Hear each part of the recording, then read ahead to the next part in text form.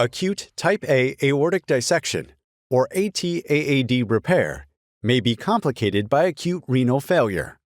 In this study, to examine nationwide trends in acute renal failure after AT-AAD repair, the authors queried the STS Adult Cardiac Surgery database to identify adult patients undergoing open AT-AAD repair between July 2017 and December 2022.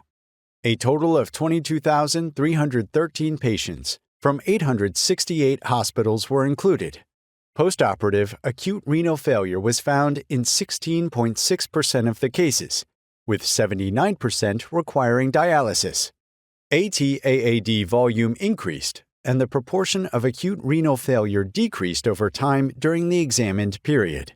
A model with 27 preoperative and intraoperative predictors of acute renal failure was derived, with good discrimination and calibration.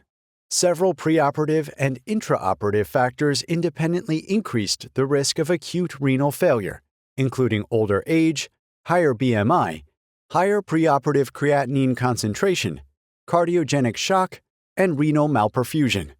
Female sex was protective against acute renal failure.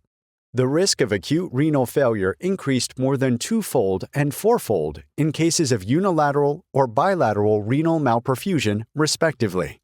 Acute renal failure increased the rate of complications, including operative mortality and incidence of permanent stroke. Hospital AT-AAD repair volume was not associated with the incidence of acute renal failure, but was associated with reduced mortality.